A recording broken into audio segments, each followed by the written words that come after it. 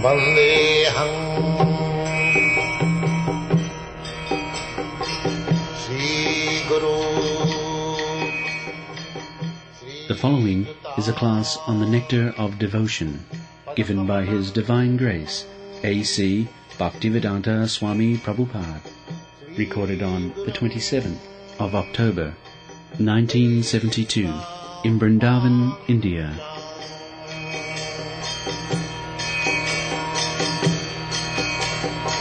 Sri Rupam Chakrajatam. Let me offer my respectful obeisances unto the lotus feet of Srila Rupa Goswami Prabhupada and of Srila Bhakti Siddhanta Saraswati Goswami Prabhupada, by whose inspiration I have been engaged in the matter of compiling this summary study of Bhakti Rasamrita Sindhu. This is the sublime science of devotional service as propounded by Sri Chaitanya Mahaprabhu, who appeared 500 years ago in West Bengal, India, to propagate the movement of Krishna consciousness. Srila Rupa Goswami begins his great book by offering his respectful obeisances unto Sri Sanatana Goswami, who is his elder brother and spiritual master, and he prays that Bhakti Rasamrita Sindhu may be very pleasing to him. Yes. He further Our Srila Rupa Goswami wanted to please Sanatana Goswami. Our duty is to please the superior, not the public. We are giving service to the public according to the direction of the superior authority. We do not manufacture any program of service. That is not our business. Whatever is ordered by just like Chaitanya Mahaprabhu, he is Krishna himself. Still, he was following the authorities. Krishna, Bhagavan, the Supreme Personality, he was also referring to the Brahma Sutra. Brahma Sutra Padaishchaiva, Vinishchita. So, this is the way that any bona fide spiritual propaganda must be following the footsteps of previous authority. At the present moment, it has become a fashion to manufacture some idea. But that is not the Vedic way. Vedic way is to receive the message through parampara system. Evam parampara praptam evam rajasayoti. Not to deviate the parampara. So Sanatana Goswami was taught by Sri Chaitanya Mahaprabhu continually for 2 months personally in Benares, Varanasi. Therefore, he is our authority. The Hari Bhakti Vilas, the Gaudiya Vaishnava Sampradaya, they follow the principles of Hari Bhakti Vilas. In that Hari Bhakti Vilas, Sanatana Goswami recommends Tatha Dikha Vidhanena Dijattang Jayate Nina. Dikha Vidhan, by the process of Dikha, any human being can be elevated to the position of a bona fide Brahman. Vidhanena. Vidhan, the very word is used, vidhan. Vidhan means bona fide process. Tatha dikha vidhani. There is another good suggestion. Tatha kanchana tang jati kangsa raso vidhane. Rasa means, another meaning of rasa means, what is it called? I forget. The metal, the liquid metal. Mercury. Mercury. What is called? Hydrogen. No, another name is hydrazine. That is the chemical name of mercury. You know it. Huh? Hydrazine? Yes. Unguentum hydrazine? Yes. This is another name of the mercury, hydrazine. So, in Sanskrit it is called rasa. Rasayan, from mercury, rasa. Chemistry is called Rasayan Shastra. Actually, Rasayan Shastra, chemical composition begins from mercury and sulfur. That is the beginning of chemical composition. So, Rasavidhanena, by chemical interaction of sulfur and mercury, if you can add tin and copper, then it becomes gold.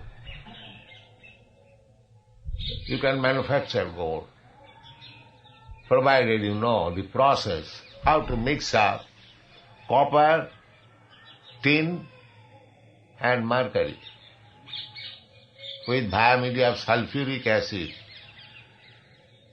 Sulfuric acid is the mother of chemical. Without sulfur, you cannot make any chemical composition. Therefore, all chemical composition are called sulfate, sulfide, like that.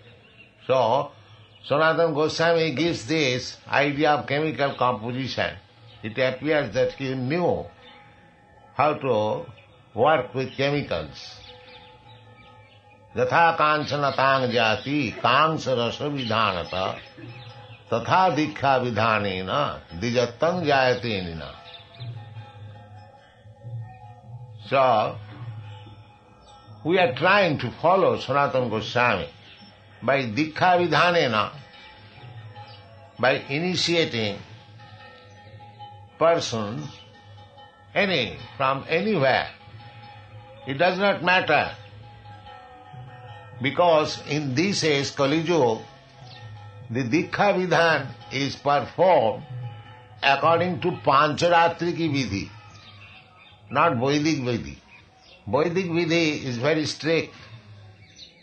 Unless one is bona fide son of a Dija, the initiation was not given to the Shudras. There was no initiation. Brahman, Kshatriya, Vaishya. So these are the Vedic process. So in the Kali Yuga, because it is to be understood that everyone is a Shudra, therefore Vedic Vidhan cannot be applied. Vedic Vidhan requires that one must be born by a Brahmin Kshatriya, then he is eligible for being initiated. But in the Kali Yuga, that is not possible. Therefore, the Pancharatriki vidhi is accepted. Narad Panchara. Tatha dikha vidhanena. This dikha vidhan recommended by Sanatana Goswami means Pancharatriki vidhi. Now, Rupa Goswami says in his Bhakti Rasamrita Sindhu, Shruti Smriti Puranadi Pancharatriki vidhi bina oikantiki harer bhakti utpatayo kalpat. Without undergoing the process of Shruti, means Vedas, Smriti, the Puranas, and other corollary literatures, Bhagavad Gita, Mahabharata, Smriti, Manusmriti, the laws given by Manu, Parasa. So, Hari Bhakti, devotional service to the Lord, must be approved by Vedas, Puranas, Pancharatriki vidhi. Otherwise, any show of devotional service is simply disturbance.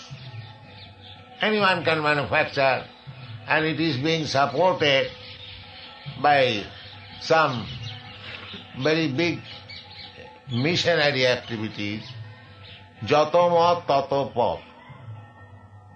You can manufacture your way of religious principle. But that is not Vedic way. Vedic way is evam parampara prapta. Although we are initiating people from low-grade society, is still following the principles of Pancharatriki Vidhi, injunction of the Goswamis. Therefore it is proper. Bhagavad Vidhi, Pancharatriki Vidhi, they are bona fide Vidhi. So, Sanatana Goswami, Rupa Goswami first offers his respectful obeisances to his elder brother, Sanatana Goswami, because Rupa Goswami accepted him as spiritual master and he was initiated by Chaitanya Mahaprabhu, Sanatana Goswami, Rupa Goswami also. So he offers his respectful obeisances to Sanatana Goswami. Go on. He further prays that by residing in that ocean of he may always feel transcendental pleasure in the service of Radha and Krishna. Yes. Ocean of nectar. The Mayavadi philosophers, generally, they give this example that all the rivers, they flow down to the ocean. This example is generally given that when the river mixes with the ocean, it doesn't matter which course it is following, after all it is coming to the ocean, merging into the ocean, so that is ultimate liberation. But this analogy, if you give some analogy, you must consider all the similar points. That is the way of analogy. The more you have got similar points, then the analogy is perfect. So, the rivers merging into the ocean, then you must take further consideration that the superficial water mixing with the ocean is again evaporated. The water is evaporated by scorching heat of the sun, just like now we see cloud in the sky. This is nothing but evaporated water from the sea. So, the water which merged into the water and to the ocean of the water of the ocean, now it is evaporated in the sky, and again it will fall down, and then again glide to the ocean. So this is called avagama, coming and going, coming and going. But our Vaishnava philosophy is not to merge into the water, but keep your identity and go deep into the water, so that you may not be evaporated. The fish and the aquatic animals within the water, they are not evaporated. They are not going to become cloud and again fall down. Therefore, Sanatana Rupa Goswami says, he further prays that by residing in the ocean of nectar, he may always feel transcendental pleasure. Our philosophy is, go back to home, back to Godhead.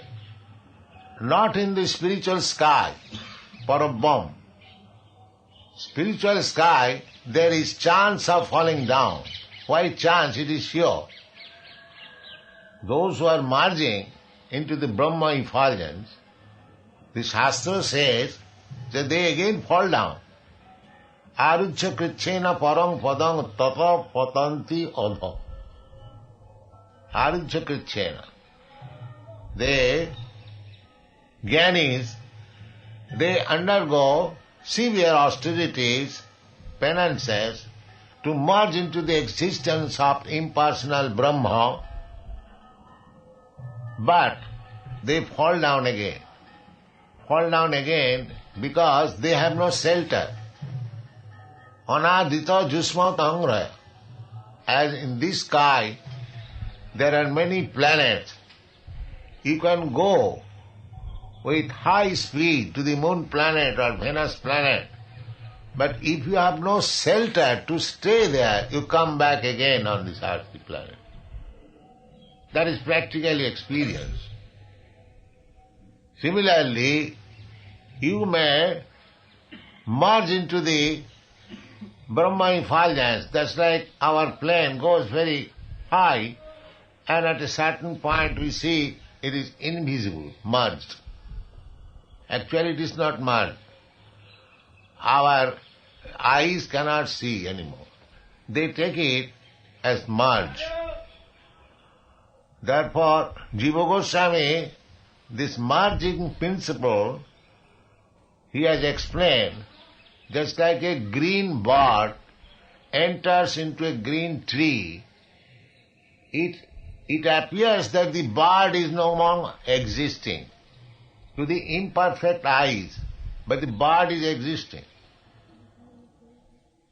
We cannot see both the tree and the bird being green. We see it has merged, because the spiritual sky and the spiritual living being is small. It merges means it does not merge. It is there. The individuality is there. And because this individuality, fragment of the Supreme Brahma, is eternal, Sanatan. It is not that spirit can be cut into pieces, achedayam, adajayam. Spirit cannot be cut into pieces, that is not possible. So, we are fragmental parts. That means eternally we are so, individual.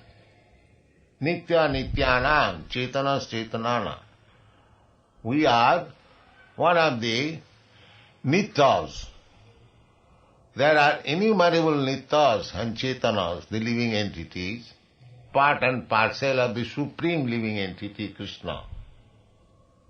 They are all individual. Krishna also says in the Bhagavad Gita, my dear Arjuna, do not think that I, you, or all these soldiers and kings who have assembled in this battlefield, they are not existing in the past. They were. And they are existing at present, and similarly they will exist in the future. That is stated in the Bhagavad. So, where is the question of merging and loss of individuality? The individuality remains. It remained in the past, it is at the present moment, it is continuing, and in the future also they will remain the same way. This is clearly explained in the second chapter of Bhagavad Gita. So merging does not mean always that losing one's individuality. The individuality is there. Therefore, the theory of merging into the existence of impersonal Brahma is to stay there for some time, again fall down. Just like the same example, that the water of the rivers, they merge into the ocean, but again it is evaporated in the sky, and it falls. Again goes through the river, merges. Bhutta bhutta praliyate. This is the once manifested, and again merging. This is going on. So our philosophy is that once going into the ocean, no more coming back. Tapta dehang punarjanma naiti mameti kaunti. That is our philosophy. If we once go in the spiritual world, we do not like to come back. We stay with Krishna and dance with him, or play with him, or serve him as tree, as plant, as water, as cows, as land, as cowherd boys, as father, mother, or as gopis.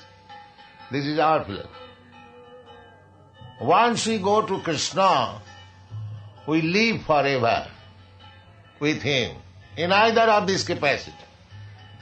Let me live at Vrindavan in any capacity, it doesn't matter, but live there.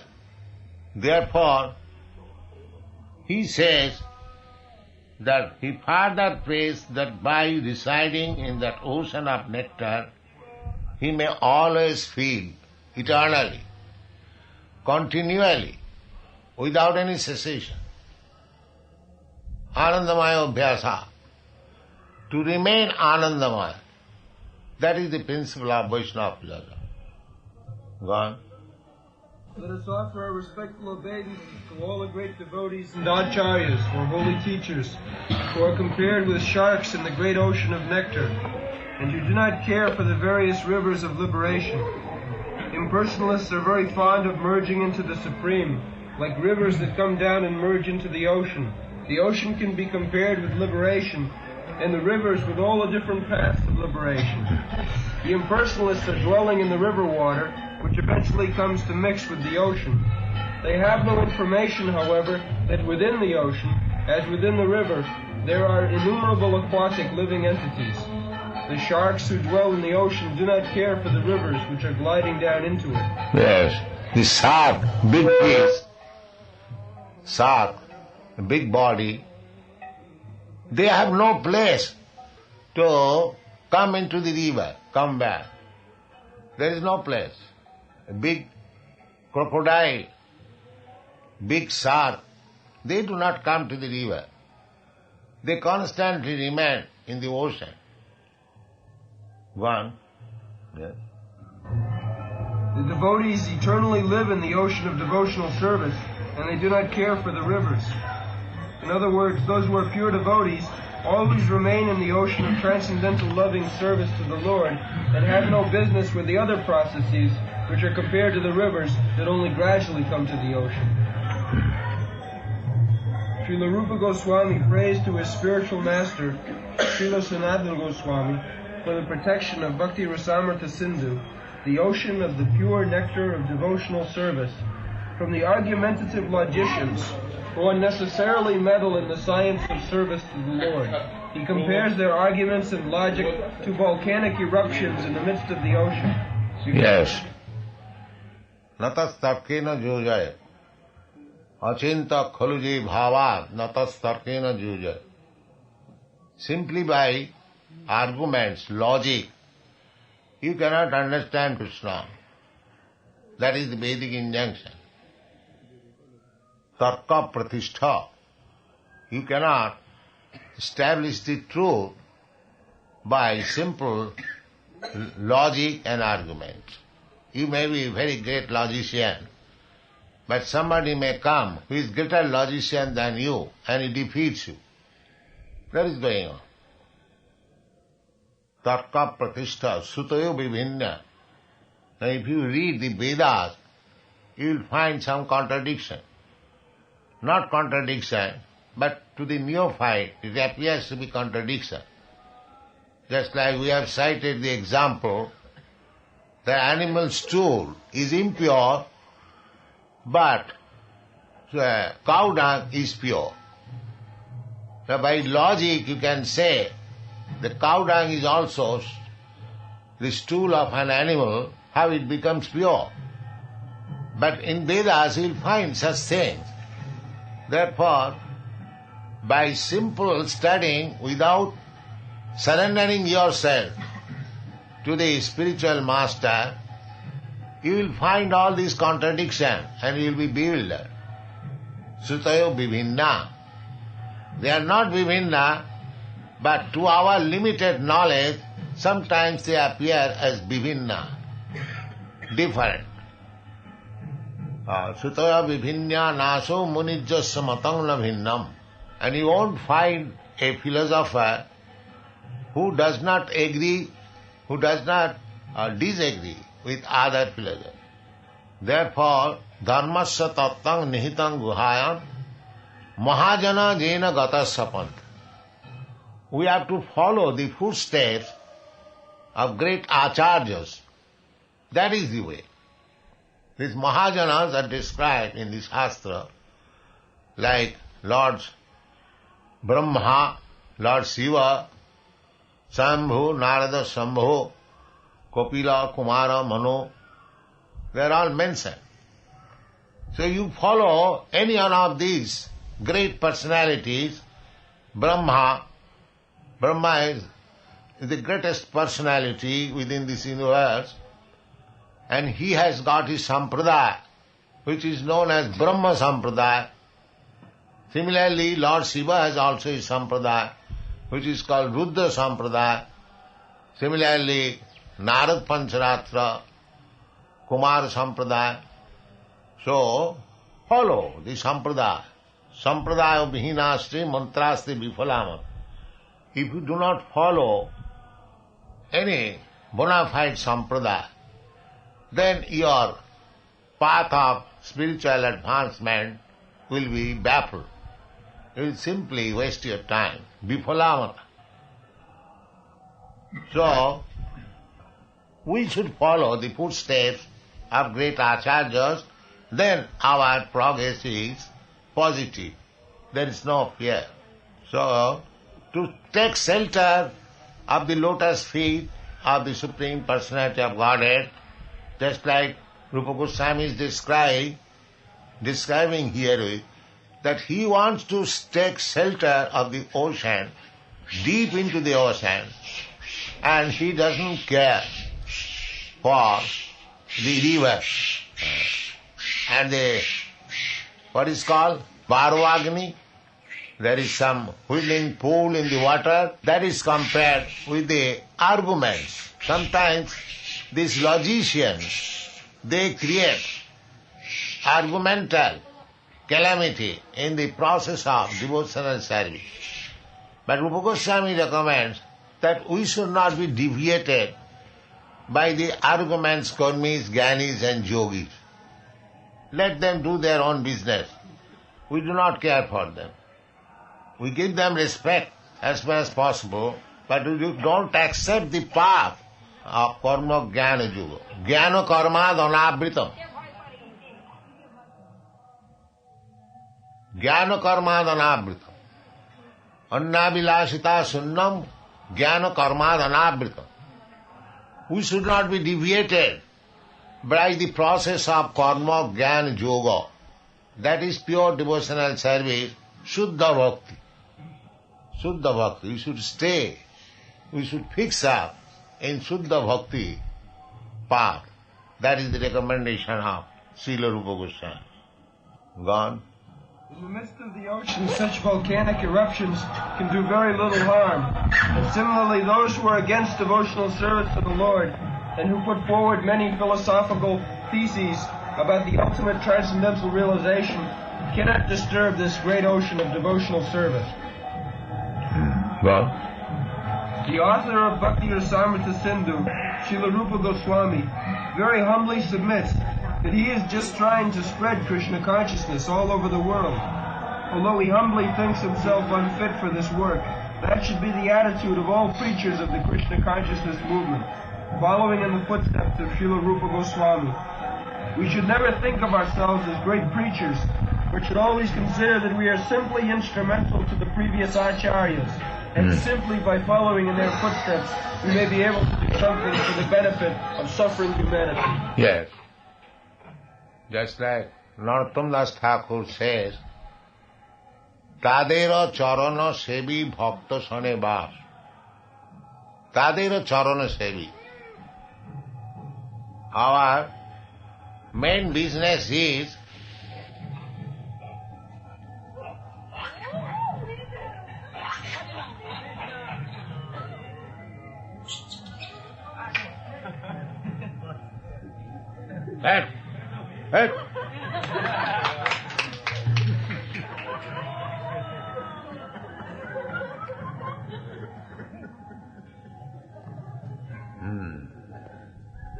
So, our main business is to serve the acharyas. This Krishna consciousness movement means we are trying to serve the acharyas. Chaitanya Mahaprabhu and his direct disciples, the Sarvaswamis, and their disciples, Rupa Raghunatho Pade Hoibe Akuti, that is required. Tadera Charana Sevi Bhakta Sane Bas, Janame Janame Mor Ei Abhilash. So this society is attempting to create a society of devotees all over the world without any discrimination of caste, creed, color. One must be a devotee of Krishna. Jai Krishna Tattvavetta Sai Guru. One must know the science of Krishna, then he can preach to others. Sai Guru. That is our purpose. People may not misunderstand our propagation that we are proselytizing some persons to Hinduism. Yesterday, one so-called Gyani came to me and he challenged me that Swamiji, formerly the Christians used to convert the Hindus and the Mohammedans used to convert the Hindus in the Mohammedanism or Christianism. Now you are converting the Christians into Hinduism. Then where is the difference between their activities and your activities? So, this fool does not know this is not making a person from Christian to Hindu. This is not the process. We are not interested. I never said in any meeting in the Western countries that Hindu religion is better than your Christian religion. You give up your Christian religion and come to Hindu religion. No, that was not my proposal. There are many old students here present. They may remember. I never made propaganda.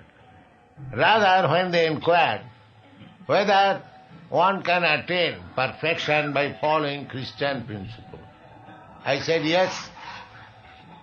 So our propaganda is not to proselytize people from Christian to Hinduism. Our propaganda is to make everyone know this fact that everyone is eternally servant of Krishna. That is our propaganda. Jiver Swarup hoy Nitya Krishna Das. That is our propaganda. We are trying to convince people that your original position is servant of Krishna. You have now forgotten that. You revive your Krishna consciousness and you will become happy. That is our propaganda. Do not misunderstand that we are trying to spread Hinduism. Hinduism is a fictitious term because there is no fixed up conclusion. Somebody is accepting this, somebody, even the Jains and the Sikhs and many other sub-religions, they are also ruled by the Hindu rules, Hindu law. So actually this word Hindu is given by the Mohammedans. We don't find this word in the Vedic literature, Hindu. It is later, I would say, Prakrita. Or in Bhagavad Gita you won't find the word Hindu, or in Srimad Bhagavatam or any other Vedic literature. This is the convention of latest age. Actually, we, the followers of Vedic principles, our system is Varnashram Dharma, 4 Varnas and 4 Ashram. This can be applicable. But Varnashram Dharma is applicable in anywhere. Chatur Varnam Maya System Guna Karma Vibhagas. The creation of God, just like sun. Sun is creation of God. Sun is visible everywhere. Not that something American sun or something Indian sun. No. The sun is the same. Similarly, Chaturvarnam, the four principles of division, Brahmana, Kshatriya, Vaishya and Shudra, they are everywhere. It is not the monopoly of India. Anywhere there is an intelligent class of men, God-conscious men, they are called Brahmanas. Anywhere who are prepared to fight for the right cause, administrators, Kshatriyas. Anywhere who are interested in business, trade, agriculture, they are called Vaishyas. And anywhere who are simply satisfied by serving others is called Shudra.